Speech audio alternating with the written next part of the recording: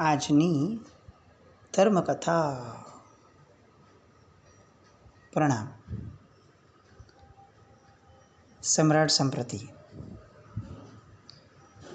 ઈસુ ખ્રિસ્ત જન્મ્યા એના લગભગ 330 વર્ષ પહેલાંની આ બધી વાતો.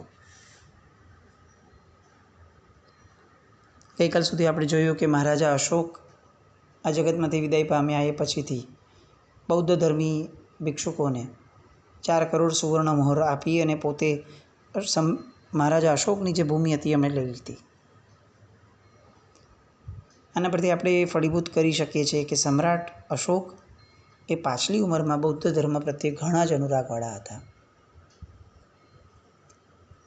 પણ સમ્રાટ સંપ્રતિ જે છે એમણે જૈન ધર્મ પ્રત્યેના એમના અનુરાગને એક એવી ઊંચાઈ પર રાખ્યું હતું કે જેમાં બીજા અન્ય એક પણ ધર્મ એ ક્યાંય પણ અતિ બહુમાનના લેવલ પર આવી જ ન શક્યો.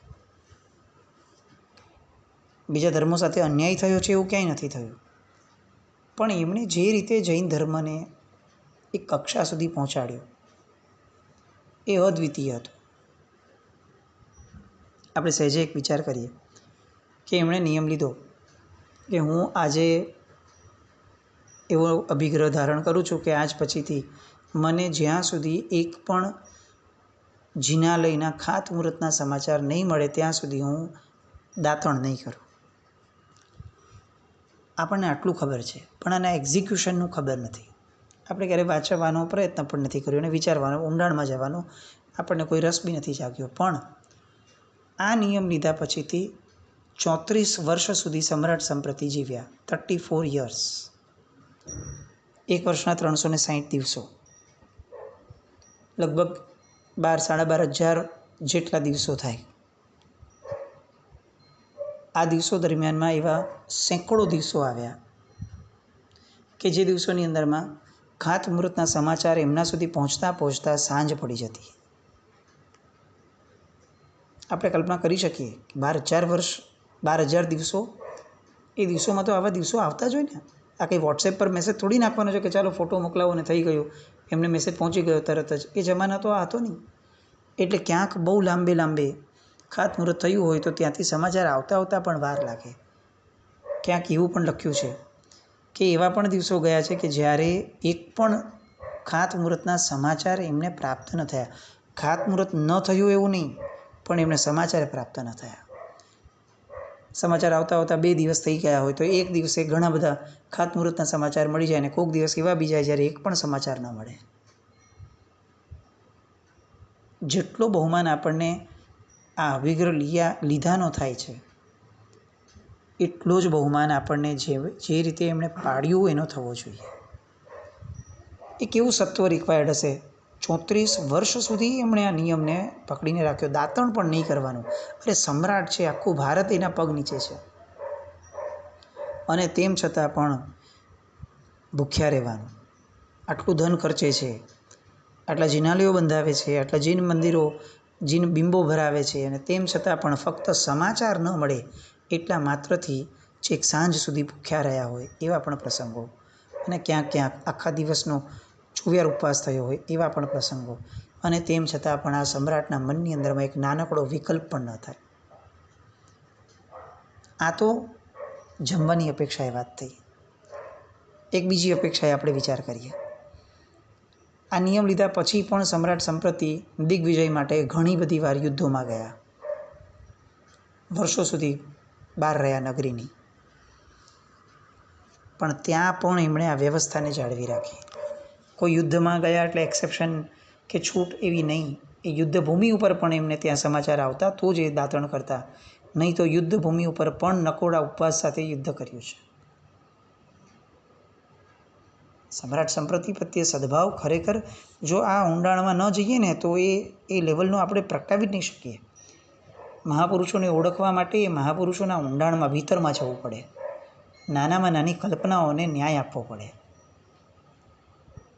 કલ્પના કરીએ કે યુદ્ધભૂમિ ઉપર એમને સમાચાર મળતા હશે અને પછી એ દાતણ કરતા હશે આનંદમાં ને આનંદમાં કે આજે મારા થકી એક સુકૃત થયું. કેવી સુકૃતાવલીની પરંપરા પોતે લઈને જીવ્યા, કેવું અદ્ભુત એમને પરમાત્મા ભક્તિનું સ્વરૂપ પોતે જાણ્યું અને માણ્યું હશે. હવે મૂળ વાત પર આવીએ, એમના જીવનના આગળના પ્રસંગો. અત્યાર સુધી આર્ય ચંદ્રગુપ્ત એટલે મૌર્ય વંશની જેમણે સ્થાપના કરી તે રાજ્યગાદી ઉપર, મગધ ઉપર, એ ચંદ્રગુપ્તથી લઈને અશોક સુધીના જેટલા પણ રાજાઓ થયા, આ બધા રાજાઓએ પોતાના રાજ્યનો વિસ્તાર કરવા માટે બહુ જ લાંબે સુધી પોતે ગયા છે. આ બધી વાતો આપણે જાણી, પણ તેમ છતાં અત્યાર સુધી એક પણ રાજા એવા ન હતા કે જેમણે પૂર્વના પ્રદેશ ઉપર ક્યારે પણ આક્રમણ કર્યું હોય. આ પૂર્વનો પ્રદેશ એટલે અત્યારે જ્યાં આપણે ચાઇના, નેપાળ વગેરે છે એ વાત, એ દિશાની વાત છે. કેમ એવું થયું? કારણ કે એ બધા પ્રદેશો પહાડી હતા અને એમાં પણ નેપાળની રાજધાનીનું શહેર જે હતું એ તો એવા ડુંગરાળ પ્રદેશની વચ્ચે હતું કે ત્યાં જવામાં પણ જિંદગીનું જોખમ હતું. સાંકડા રસ્તા અને ખીણ, અને ખીણે પછી એવી ઊંડી કે જો એકાદ પગ લપસે તો શરીરના નાનામાં નાના અવયવનો પણ ખુરદો બોલાઈ જાય એવી ખીણ. એના કારણે આજ સુધી કોઈએ પણ ક્યારે પણ નેપાળ ઉપર ચડાઈ કરી ન હતી. એટલે આ નેપાળ જે હતું એ એટલું બધું આબાદ અને ખજાનાથી ભરપૂર હતું કે એની પાસે જેટલું ધન હતું એની ગણતરી રાજ્ય કુટુંબ પોતે, રાજ્ય સત્તા પોતે નથી કરી શકતી, એટલું બધું સમૃદ્ધ. એમ કહેવાતું કે એ નગરના પિલર્સ નેપાળના એ રત્નો અને સુવર્ણોથી બનતા હતા. વિદેશી મુસાફરો જ્યારે પાછળના ભાગમાં ગયા ત્યારે એવું કહેતા હતા કે નેપાળ એ કુબેરના ભંડારી જેવો આખો ને આખો ભરપૂર, સુવર્ણથી ભરપૂર એવો પ્રદેશ છે. અને આટલું બધું ધન હોવાનું કારણ શું? અનેક કારણમાંનું એક બહુ જ મોટું અને મુખ્ય કારણ એ હતું કસ્તુરી અને અંબર એની કિંમતી પેદાશ ત્યાં થતી હતી. આ કસ્તુરીની પેદાશ છે ને કસ્તુરી મૃગ નામના મૃગથી થાય. એની ડૂટીની અંદરમાં કસ્તુરી હોય અને આવા સેંકડો કસ્તુરી મૃગો એ નેપાળની અંદરમાં એ સમયે મળતા હતા. આજે બહુ જવલ્લે જ જોવા મળતું હોય છે, પણ એ સમયના નેપાળની અંદરમાં આવા સેંકડો કસ્તુરી મૃગો હતા. એટલે એ વેપાર માટે, કસ્તુરીના અને અંબરના અને બધા વેપાર માટે નેપાળ, તિબેટ, ખોટાન એટલે કે આજનું ભૂતાન, આ માર્ગેથી ચીન સામ્રાજ્ય સુધી આખો એક માર્ગ સંકળાયેલો હતો, જે સિંધ સૌવીર સુધી દિન પ્રતિદિન વધતો જતો હતો. હવે અહીંયા સમ્રાટ સંપ્રતિને આવો ભાવ થયો કે આ વેપારના પણ વિસ્તાર માટે મારે આ નેપાળને જે છે એ જીતવો જોઈએ. હવે નેપાળમાં એ સમયે રાજગદ્દી ઉપર મહારાજા સ્થુકો એનું રાજ્ય હતું. એ સૂર્યનો ઉપાસક હતો, ગૌ બ્રાહ્મણ પ્રતિપાળ હતો અને પશુધનનો ખાસ રક્ષક હતો. નેપાળ પહેલેથી જ હિન્દુ રાષ્ટ્ર રહ્યું છે, પહેલેથી જ. એટલે હવે સંપ્રતિને આ ભાવ થયો કે આપણે એની ઉપર જો વિજય મેળવી લઈએ તો એક બહુ મોટો ખજાનો અને બહુ જ સારામાં સારો વેપારનો એક રસ્તો એ સાફ થઈ જશે. એટલે એમણે પહાડી પ્રદેશ ઉપર હુમલો કર્યો. એટલી બધી સાવચેતીથી કર્યો અને એટલા બધા પરાક્રમથી કર્યો કે બહુ લાંબા ચાલેલા યુદ્ધમાં પણ છેવટે નેપાળ નરેશ સ્થુકો એણે પોતાની હાર કબૂલી. સંપ્રતિએ સ્થુકોને માનપૂર્વક વર્ષાસન બાંધી આપ્યું અને એને કુટુંબ સહિત રાજધાનીમાં રહેવાની છૂટ પણ આપી દીધી અને પોતે નેપાળનો પ્રદેશનો કબજો લઈ લીધો. અખૂટ કહી શકાય એટલો મોટો ધન ભંડાર સમ્રાટ સંપ્રતિએ નેપાળમાંથી લીધો. પણ આ ધન ભંડાર એ એમનું લક્ષ્ય ન હતું. એમનું જે લક્ષ્ય હતું એ વ્યાપાર હતું અને બીજું જે હતું એ નેપાળની અંદરમાં જૈન ધર્મના પ્રચારનું હતું. અવંતીથી ધર્મ ઉપદેશકોને ત્યાં બોલાવ્યા અને જોશથી એટલે કે પૂરજોશથી એમણે નેપાળની અંદરમાં જૈન ધર્મનો પ્રચાર કરવાનું શરૂ કર્યું. ત્યાં મંદિરો બંધાવ્યા, ઉપાશ્રયો બંધાવ્યા, દાનશાળાઓ બંધાવી, ગૌશાળાઓ વગેરે બંધાવડાવ્યું અને નેપાળને પૂર્ણપણે એમણે જૈન ધર્મથી રંગાવી દેવા માટેના પૂરતા પ્રયત્નો કર્યા. અલબત્ત એમણે કોઈનું ધર્માંતરણ કરાવડાવ્યું એવી વાત નહીં, પણ જૈન ધર્મના પ્રચારને રાજ્યાશ્રય આપ્યો. કેટલાક વર્ષો ત્યાં પોતે રહ્યા પણ ખરા, રાજ્ય વ્યવસ્થા સંભાળી, અને પછીથી પોતાના જમાઈ દેવપાળ એને નેપાળના સુબા તરીકે એમણે નિમ્યા. એટલે દેવપાળનું શાસન નેપાળમાં પછીથી રહ્યું, સમ્રાટ સંપ્રતિના જ અંડરમાં. હવે ત્યાંથી વિજય પ્રાપ્ત કર્યા પછીથી એમને એવું થયું કે તિબેટ અને ખોટાન આ બંને પ્રદેશોને પણ આપણે જીતી લેવા જોઈએ, કારણ કે આ પહાડી પ્રદેશો એ એટલા બધા ફળદ્રુપ છે કે એ ક્યાંક ને ક્યાંક આપણા વેપાર માટે બહુ જ સારા સાબિત થશે. એટલે એમણે જે નેપાળના લોકો હતા એ નેપાળના લોકોનો ઉપયોગ કરી અને તિબેટ, ખોટાન આ બધાના ગુપ્ત માર્ગો જે હતા એ ગુપ્ત માર્ગો શોધ્યા અને તિબેટ વગેરે પણ છેવટે જીત્યું. હવે જે તિબેટના રાજવી હતા એમણે સમ્રાટ સંપ્રતિનું આધિપત્ય સ્વીકાર્યું. વિજેતા રાજવી તરીકે એમણે નજરાણામાં કિંમતી રાજ્ય રત્નભંડાર અને રાજ્ય ખજાનો એ બંને અર્પણ કર્યો, પણ સમ્રાટ સંપ્રતિએ એ પણ પાછું આપી અને એમણે કહ્યું કે ખરું જે કિંમતી રત્ન છે એ તો ધર્મનું રત્ન છે, તો આ ધર્મના જે ઉપદેશકો છે એને તમે ત્યાં અહીંયા રાખો અને એમને રાજ્યાશ્રય આપો. એટલે તિબેટના લોકોએ, રાજાએ ધર્મ પ્રચાર કરી શકે એવા ધર્મ પ્રચારકોને ત્યાં રાખ્યા, અને ઇતિહાસ એવું લખે છે કે તિબેટમાં પણ અનેક જીન મંદિરો, ઉપાશ્રયો વગેરે બંધાયા. ત્યાંથી આગળ વધ્યા અને ખોટાન ઉપર ચઢાઈ કરી.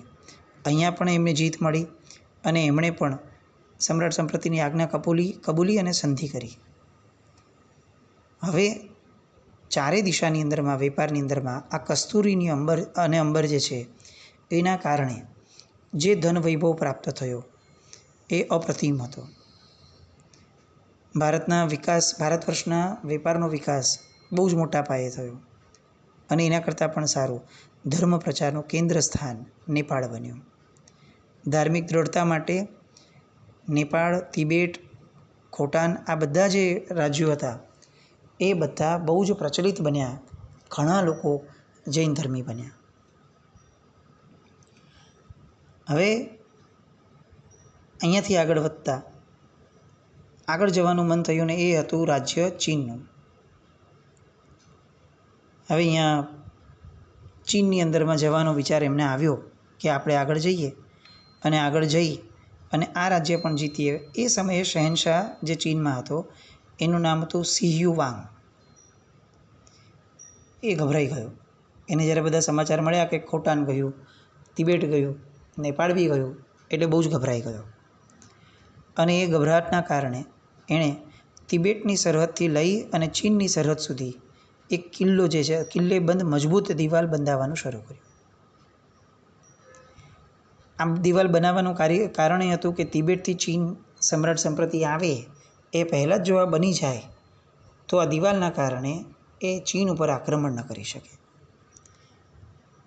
આ દિવાલના બાંધકામ પાછળ આ રાજાએ 4 લાખ કારીગરો રાત દિવસ કામ પર રાખ્યા. 4 લાખ કારીગરો.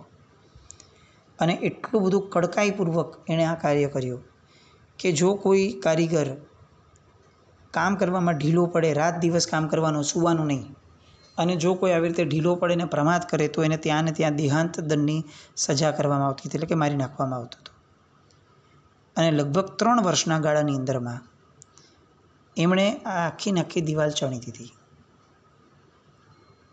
અત્યારે જે ચીનની દિવાલ એ અજાયબી તરીકે જોવામાં આવે છે. આ ચીનની દિવાલ બની કારણ કે સમ્રાટ સંપ્રતિનો ભય હતો. કેટલાક ઇતિહાસો આપણને ખબર નથી ને એટલે આપણને એનું મહત્ત્વ ખબર જ નથી.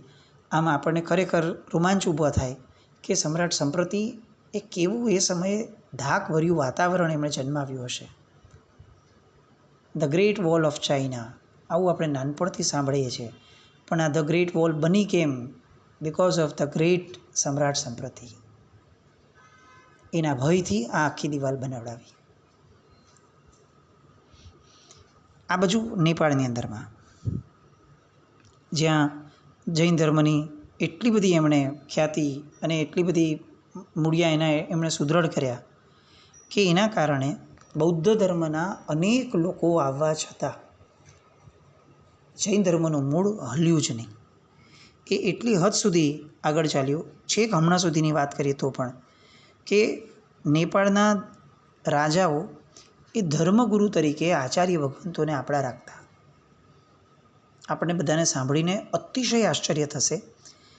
આ બહુ જૂની વાત નથી, બહુ જ નજીકનો ભૂતકાળ, કે જ્યારે આબુના પહાડની અંદરમાં શ્રી શાંતિ વિજયજી મહારાજ, શાંતિસુરી મહારાજ એ જ્યારે વિચરતા હતા, એ સમયે નેપાળના મહારાજાએ ધર્મગુરુ તરીકે આખું ને આખું નેપાળ એમના અનુસારે ચલાવવા માટેનું એમણે કહેણ મોકલ્યું હતું.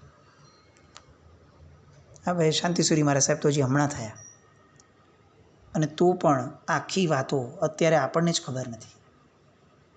શાંતિસુરી મહારાજે આ જે કહેણ આવ્યું હતું, જે માંગણી આવી હતી, એ માંગણીને એમણે ત્યારે નકારી કે ભાઈ હું જૈન સાધુ છું, આ રીતે નેપાળ ક્યાં, હું ક્યાં, અને મારે મારી સાધનામાંથી બહાર આવવાની મને કોઈ જ કરતાં કોઈ ઈચ્છા નથી. ના પાડવા છતાં પણ નેપાળે ઓફિશિયલી ધર્મગુરુ નામનું જે પદ છે એ એમને અર્પણ કર્યું, અને વર્ષો સુધી નેપાળનું રાજ્ય કુટુંબ જૈન ધર્મને અનુસરનારું બન્યું. આપણને કેવો આમ આનંદ થાય આવી બધી વાતો જાણ્યા પછીથી, કે શું જૈન ધર્મની જાહુ જલાલી હતી. એ સમયે હજી એક ઘટના બનતી કે જ્યારે નકદી ચલણ એટલે કે સિક્કાઓનું ચલણ ઊભું થયું, જે સમ્રાટ સંપ્રતિએ અનેક જગ્યાઓએ કારખાનાઓ બનાવડાવી અને સુવર્ણની મુદ્રાઓ બનાવવાનું શરૂ કર્યું હતું, જે છેક અભયકુમાર મંત્રીના કારણે આ મગધની અંદરમાં વગેરે ચાલતું હતું. પણ સમ્રાટ સંપ્રતિએ એ સમયે જે ચલણી સિક્કાઓ બનાવડાવ્યા, એ સિક્કાઓની અંદરમાં જૈન ધર્મના બધા જ ચિહ્નો એમણે મૂક્યા. મજાની વાત એ છે કે નેપાળની અંદરમાં છેક શાંતિસુરી મહારાજ સાહેબને આ કહેણ મોકલ્યું ને ત્યાં સુધી નેપાળની અંદરમાં એના જે ચલણી સિક્કાઓ હતા એની અંદરમાં જૈન ધર્મના કેટલાક સિમ્બોલ્સ એ હજી પણ મોજૂદ હતા. નબળી વાત એ છે કે આપણે ક્યારે આ વસ્તુ આપણે જાણી જ નહીં, અને જાણી નહીં એટલે આપણે દાવો ન કરી શક્યા, અને આપણે દાવો ન કરી શક્યા એટલે એક વચ્ચે જે આખો ગાળો આવ્યો કે જેની અંદરમાં સનાતન ધર્મ આદિ ધર્મોએ આપણા જૈન ધર્મનો હ્રાસ કરવા માટેનો પૂરતો પ્રયત્ન કર્યો. એમાં આ આખી ને આખી આગવી પરંપરા જે જૈન ધર્મને અનુસારે હતી, એ પરંપરાનો યશ આપણે લઈ ન શક્યા. આ બાજુ સમ્રાટ સંપ્રતિને હજી આ વિજયકૂચને અટકાવવાની ઈચ્છા ન થઈ અને તુર્કસ્તાન ઉપર ચડાઈ કરી. એશિયા માઇનોરની અંદરમાં આગળ વધતા તાશ્કંદ, સમરકંદ અને મર્વ જેવા શહેરો આવતા એ સમયે જે અત્યંત ફળદ્રુપ હતા, એ બધા જ શહેરો ઉપર એમણે હુમલો કર્યો. અહીંયા પણ તેઓને વિજય પ્રાપ્ત થયો, અને એટલે જ ભારતના વેપાર અને ધર્મ પ્રચાર બંને માટે એ નગરો, એ રાજ્યો એ ખુલ્લા થયા. તુર્કસ્તાનના મહાન રાજવી જે હતા એમણે સંધિ કરી અને સમ્રાટ સંપ્રતિનું આધિપત્ય એમણે કબૂલ કર્યું.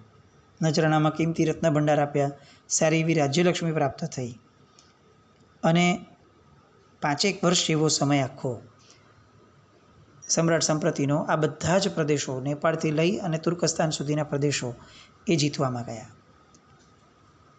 હવે અહીંયા જે એમણે પ્રચાર કર્યો, એ પ્રચારનું લેવલ શું હતું એ આપણને ખરેખર આશ્ચર્ય થાય કે જૈન ધર્મ ક્યાં ક્યાં હતો અને ક્યાં ક્યાં પહોંચ્યો હતો સમ્રાટ સંપ્રતિના કારણે. એમણે યુરોપ અને અમેરિકા સુધી એ સમયે ધર્મ પ્રચાર કર્યો હતો. હવે આ આખા વર્ણનો ને આ બધી વસ્તુઓની કોઈ સાબિતી તો જોઈએ, આપણે એમને એમ તો માનશું નહીં. હવે કેટલીક એમની સાબિતીઓમાં શત્રુંજય મહાત્મ્યની અંદરમાં એવું લખાયું છે કે વિક્રમ સંવત 108માં જાવળ શાહે શત્રુંજયનો ઉદ્ધાર કર્યો હતો. પણ એ ઉદ્ધાર સમયે એણે જે પ્રતિમાની સ્થાપના કરી હતી જાવળ શાહે, એ પ્રતિમા જે છે એ અફઘાનિસ્તાનના યવન પ્રદેશમાંથી એમને પ્રાપ્ત થઈ હતી. એનો અર્થ શું થયો કે એ પૂર્વકાળની અંદરમાં અફઘાનિસ્તાનના યવન પ્રદેશોની અંદર પણ જૈન ધર્મ બહુ જ વ્યવસ્થિત રીતે એના પ્રચાર પ્રસાર અને વિસ્તારને પામ્યો હશે, કે આટલી સરસ પ્રતિમા એ ત્યાંથી જાવળ શાહને પ્રાપ્ત થઈ. આ યવન જે પ્રદેશ છે એ સમ્રાટ સંપ્રતિના આધિપત્યમાં આવતો પ્રદેશ હતો અફઘાનિસ્તાનનો. આપણે આની પહેલાં જોયું કે એમણે છેક અફઘાનિસ્તાન સુધી ભારત વર્ષની સીમાઓ એને લંબાવી હતી, આપણે જેને અત્યારે હિન્દુકુશ કહીએ છીએ તે. આ તો થઈ ફક્ત એક અફઘાનિસ્તાનની વાત. હવે એનાથી પણ આગળ વધી અને અફઘાનિસ્તાનથી તુર્કસ્તાન, ઈરાન, તિબેટ, ચીન, બ્રહ્મદેશ, આસામ, લંકા, આફ્રિકા અને અમેરિકા આવા સ્થળોએ પણ ઉપદેશકો મોકલી અને જૈન ધર્મનો પ્રચાર પ્રસાર કર્યો હતો. કેટલા બધા સ્થળોએ જૈન મંદિર બંધાવ્યા હતા. હવે એ સમય હતો કે જ્યારે ન ઈસાનો જન્મ થયો હતો, ન પૈગંબરનો જન્મ થયો હતો.